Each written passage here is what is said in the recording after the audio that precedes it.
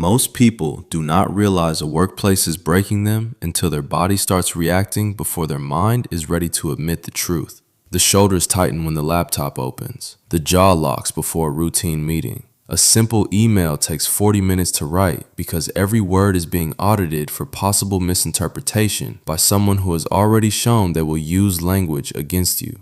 Sunday evening produces a specific kind of dread that does not match the actual size of Monday's tasks. Decisions that used to take 10 seconds now require internal committees. The version of you that walked into the building 2 years ago shows up only on weekends and only in short bursts, and even then with the lights dimmed. By the time the awareness arrives, it is already late. The damage has finished training you. You have already learned to apologize for occupying your own time. You have already learned to soften your voice in your own head. You have already learned to interpret cruelty as feedback and exhaustion as ambition. The most expensive mistake working professionals make is waiting for the workplace to become openly abusive before taking the warning signs seriously. By the time the signs become impossible to deny, the company has already taught you to doubt your own judgment, overexplain your basic decisions, tolerate disrespect from people who have not earned access to you, and call survival professionalism. Toxic workplaces rarely introduce themselves as toxic. They arrive dressed as opportunity, urgency, high standards, teamwork, loyalty, family culture, growth, and the sacred privilege of paying your dues. The early signs do not look like warnings. They look like the price of being taken seriously. That is exactly what makes them effective. The first warning sign is when urgency becomes the default language of the office. Every task carries the same emotional weight as a real emergency. Every message lands like an alarm. Every small request is framed as a test of loyalty, as if the willingness to abandon your evening, your meal, your family, or your sleep is now the basic measure of professional value. At the start, the employee does not feel exploited. They feel chosen, trusted, useful, needed. Someone in authority believes they can carry the pressure, and that recognition feels like a promotion before any title arrives. Every organization has urgent moments. Real deadlines exist. Real crises exist. What separates a healthy environment from a fear-based one is not the existence of urgency, but the absence of anything else. When urgency becomes the permanent operating system, urgency stops being the tool and becomes a culture. People excuse it as a busy season, a growth phase, a temporary stretch. Months pass. The temporary stretch never ends. After-hours messaging hardens into routine. Planning collapses into reaction. Employees become the shock absorbers for management's lack of structure. The cost of leadership's poor planning gets transferred onto the nervous systems of the people doing the actual work. A company that cannot tell the difference between an emergency and bad scheduling will eventually make your body pay for what its leadership refuses to organize.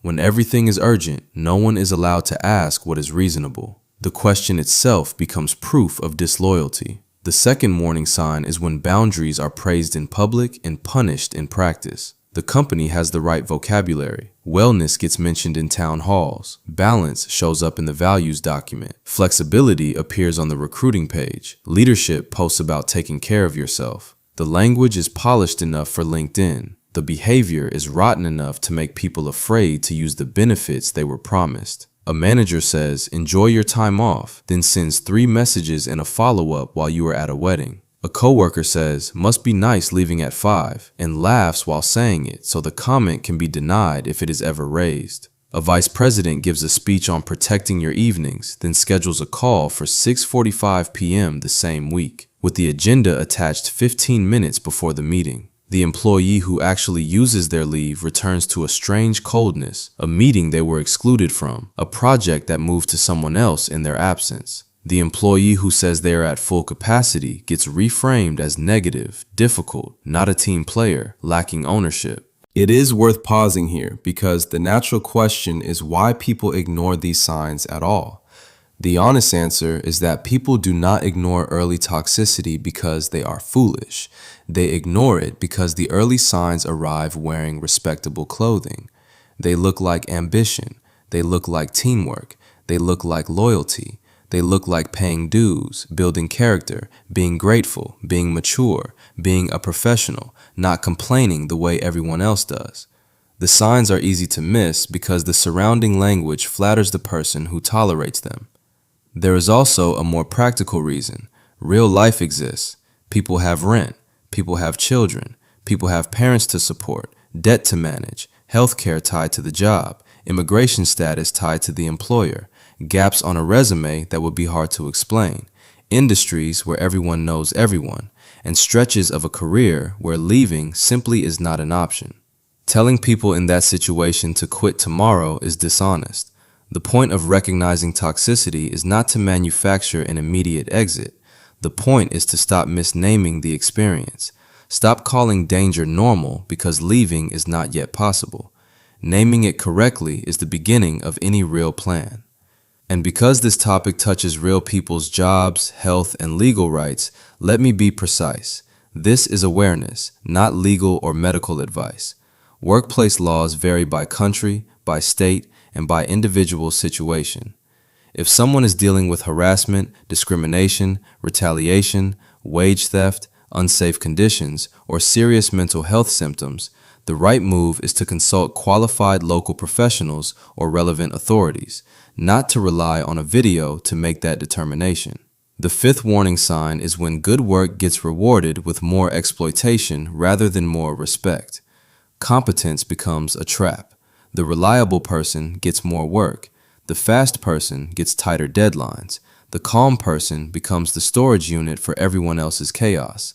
The person who does not complain becomes the container for organizational dysfunction. The person who handles things without drama becomes the fallback for every situation no one else wants to manage. This is how companies turn excellence into unpaid infrastructure. They do not promote the person carrying the broken system. They build more broken system on top of that person. Then they call it trust. They call it visibility. They call it leadership potential. Somehow, the title does not change. The pay does not change. The authority does not change. The only thing that grows is the amount of disaster being routed through one competent employee who is now responsible for outcomes they were never given the power to control. They make you feel important enough to stay, but powerless enough to never cash in the importance. High performers ignore the pattern because they hold an honest belief that effort eventually gets recognized, that visibility and responsibility eventually align, that competence eventually translates into authority. The distinction worth making here is between growth and exploitation. Growth gives you skill, visibility, decision-making power, compensation, support, and a path. Exploitation hands you responsibility while withholding power. It hands you pressure while withholding support. It hands you dependence dressed up as recognition. The exploited high performer becomes indispensable without ever becoming respected. They become necessary in a way that does not translate into promotion, protection, or pay. When they finally start setting limits, the workplace acts betrayed because it had mistaken their overextension for the baseline.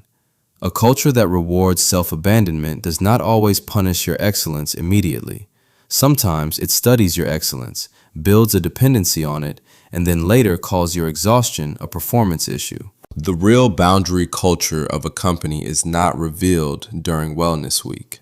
It is revealed by what happens to the first person who declines a request without apologizing for declining it. The punishment is rarely loud. It travels through subtle exclusion, through changed tone, through reduced opportunities, through jokes that are technically jokes, through being skipped in praise but never in workload.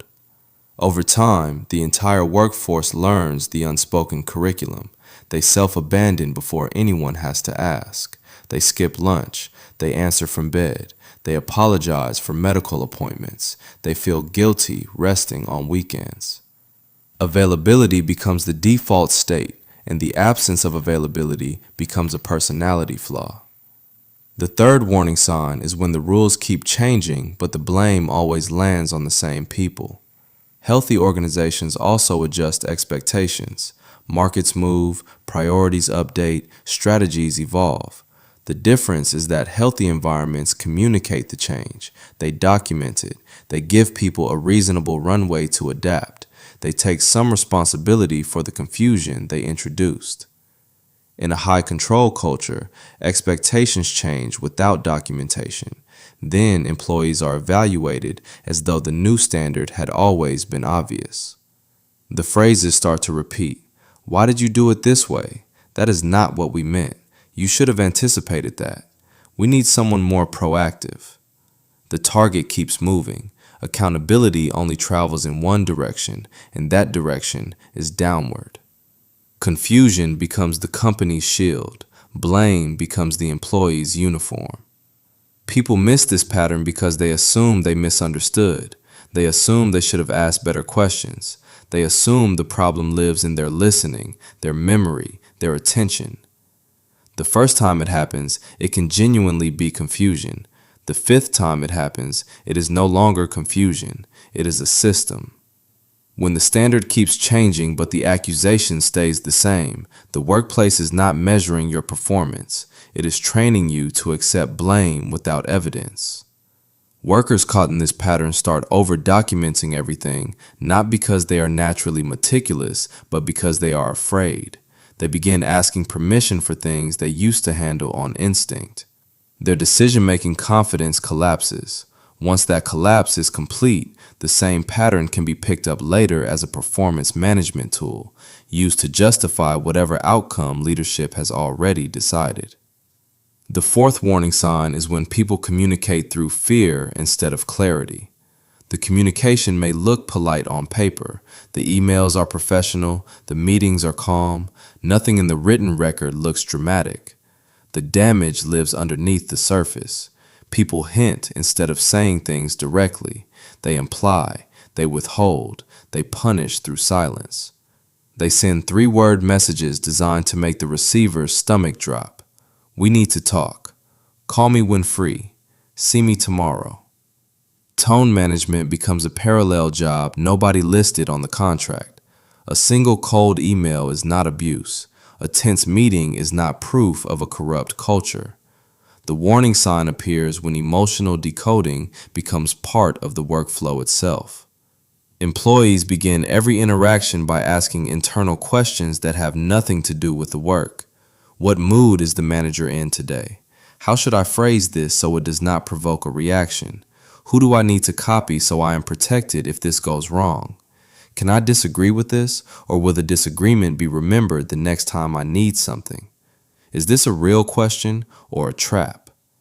That kind of internal scanning kills honesty. It kills creativity. It kills psychological safety. People stop offering real ideas because real ideas require risk, and risk requires trust. A culture like this does not need to shout to control people. It only needs to keep them guessing.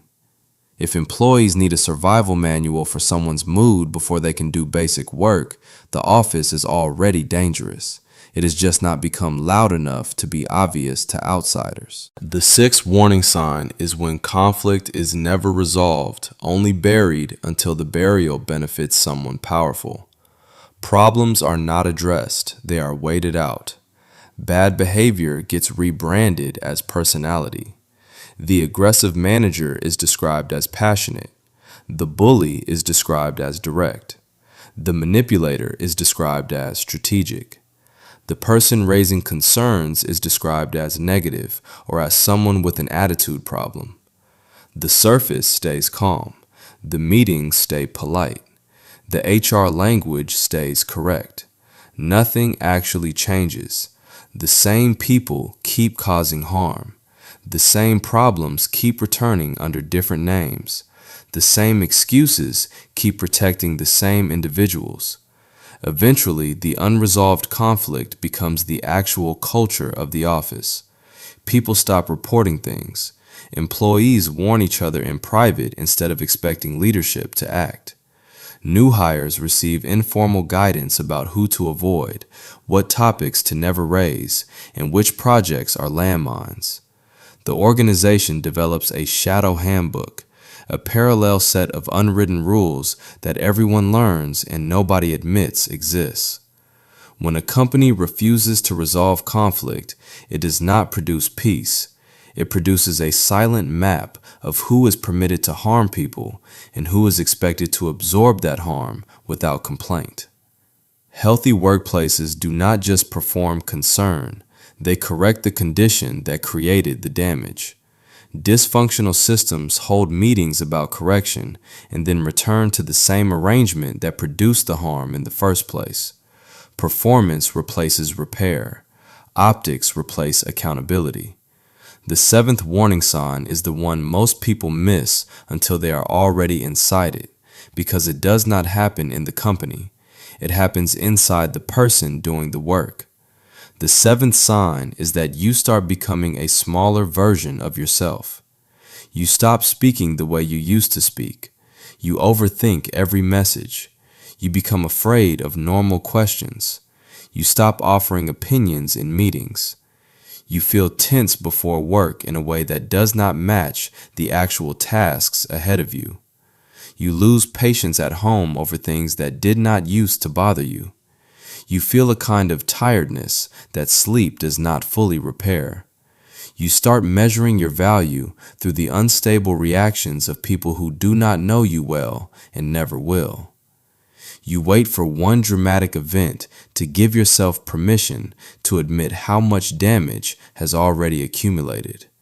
You tell yourself that no one screamed today, no one hit you, other people have it worse, at least you still have a job. You compare your situation to the worst version of workplace abuse, find that yours is technically less severe, and use that comparison as evidence that nothing is really wrong. The body usually notices danger long before the mind grants itself permission to admit it. The dread on Sunday is information. The shoulder tension before opening the laptop is information. The way your voice changes in your own home is information. This is the part most people struggle to admit. Sometimes the clearest evidence is not what they did to you. It is what you became in order to survive them. The overexplaining, the shrinking, the delayed replies because you are afraid of sounding wrong, the fake calm, the resentment you carry home, the exhaustion you keep renaming as discipline, the opinions you swallow before they reach your mouth. That is evidence too. An organization that survives by exhausting people is not just taking your time, it is altering the person doing the work. Left untreated, that alteration becomes burnout, anxiety attached to ordinary tasks, emotional numbness, loss of confidence, resentment that lands on the people you love, and in serious cases, an identity collapse where you can no longer remember what you used to enjoy or what you used to want. The most dangerous workplaces do not just make you hate the job, they make you suspicious of the person you used to be before the job trained you to shrink.